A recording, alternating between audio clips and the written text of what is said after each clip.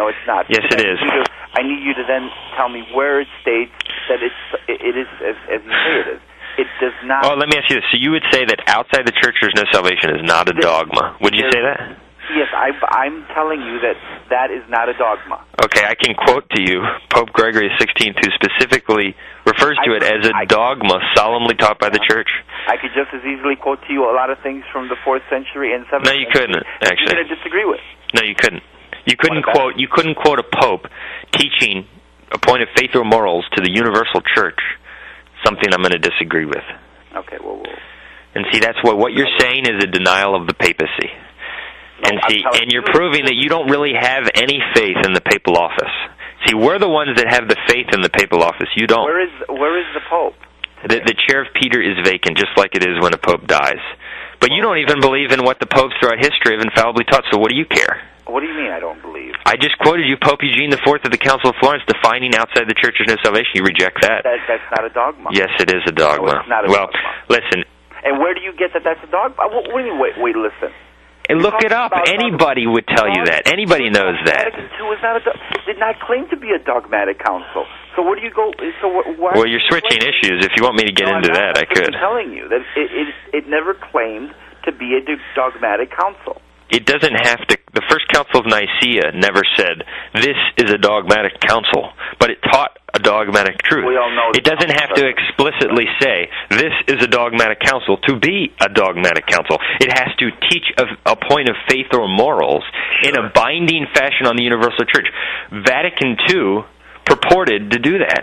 No. It did. Actually, John the 23rd was very clear. Listen, we've covered all this. The pastoral council. That he was actually referring to the church's magisterium. He wasn't referring to the council. And also, his statements are irrelevant because it was Paul VI who promulgated Vatican II, and he's the one, at the end of every document, solemnly confirmed every point of its teaching, and at the end of the council, he said that all of its declarations must be religiously observed by all of the faithful. That means... All of its declarations, correct. Right, that means that those declarations... Everything the Pope says is a declaration. Right, that's true, but that would mean that those things which pertain to faith or morals, would constitute infallible dogmatic teaching. And in Vatican II, if he were a true pope, he wasn't. He was an anti-pope. I think where I disagree with you is what you are calling dogmatic. Well, as I'm trying to illustrate to you, you don't understand what is dogmatic and what isn't. I understand what a dogma and a doctrine is. No, you don't. I understand what teaching is, ordinary magisterium versus non-ordinary magisterium. You don't understand it. If you think that outside the church there is no salvation is not a dogma, then you don't understand it at all. Well, how is it? Where is it that I don't understand? Where am I going wrong? Let me ask you this: Does whether or not the issue of whether or not people are saved, does that pertain to faith? Yes. Okay. Is that something that Jesus Christ revealed about the eternal destiny of people? Yes. Okay, so you would agree it's a point of faith or morals which deals with the revelation Jesus Christ taught, right? Yes. That's matter for a dogmatic pronouncement. So when the church proclaims that this is what Christ taught to us, which we must believe about where people will go, that is dogmatic matter. But you are presupposing something that somebody is saying that if somebody is saying basically, okay, in Vatican II there are those who, through no fault of their own, do not understand or know or have come to the grace or knowledge of the Catholic Church and of Jesus Christ and His Holy Catholic Church. They, by their own, they are saved through Jesus Christ, though they don't have perhaps the, in their minds, in their hearts, the concept of what that means. And we are a divided people. There are reasons for saying that. And every generation has a reason for, a council, and the reason for a council is to be able to, amplify and to clarify.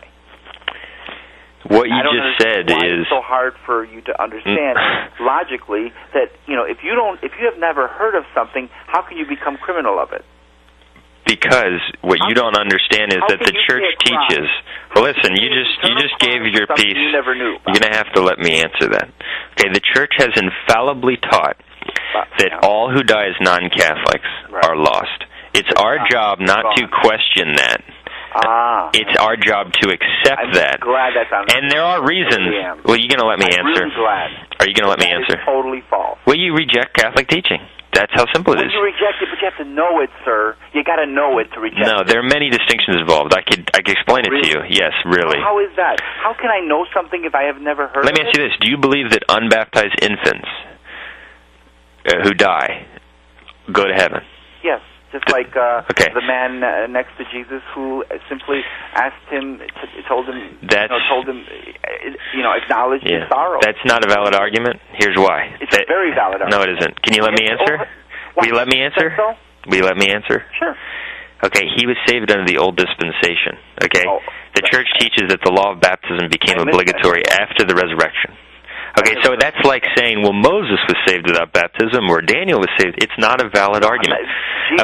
Jesus was on earth. He was able to say, I'm sorry. I can't put you into paradise. Listen, you're going to have to let me make some more points, okay, to refute what you said. That's how inefficient this whole... Do you realize that do you accept the dogmas of the Council of Trent? Yes.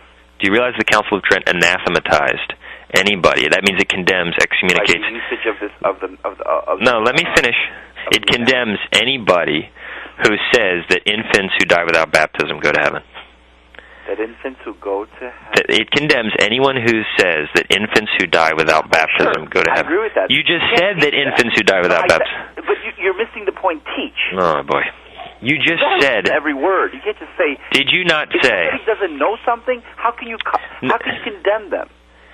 How can you condemn someone who hasn't heard? You're diverting here from the issue. No, I'm not. Before I answer that... He said teach. You said it too. No, you're the one that's changing the words. The canon says that if anyone shall say, okay, I can get the exact wording, that infants, okay, who are born in a state of conceived in original sin, okay, who die without the water of baptism, go to heaven, let him be anathema. If anybody believes that, that's right, and that's what you believe. But that's not the case today. You have to first. I'm going to look at that canon because I have all the canons of all the. I'll quote it for you. I can get it right here. And I bet I will show you that it is something that has to be taught, and something that has to be. If somebody teaches that it doesn't have to be, then yes, they're in error and they're wrong. But if someone doesn't know anything about it, and if someone at the end of their death is here it is, sorry for their sin. Council of Trent, Session 5 on original sin. Okay. Session 5. If anyone says that recently born babies should not be baptized... If anyone says. Right. That's the key word, okay. If anyone, like you, you were just saying things contrary to this. If anyone says that recently born babies should not be baptized, even if they...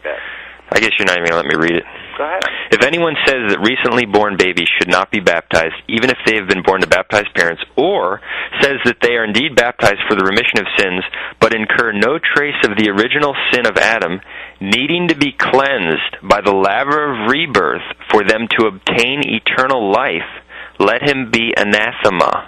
Okay, so you say that they're all conceived in original sin. And so, unless they're cleansed of original sin through the sacrament of baptism, they cannot obtain eternal life. That's a dogmatic teaching of the Church. If you reject it, you are anathema. You were contradicting it earlier. I don't know that is spoken in the sense of condemnation. It says, if anyone shall say, let him be anathema. Right. And to who is that being... The Universal Church. That is being spoken to the bishops who are in the ecumenical council, who pass that on to their teacher, certainly the priest. If anyone... No, sir. It says, if anyone says... Right. This is a dogmatic definition.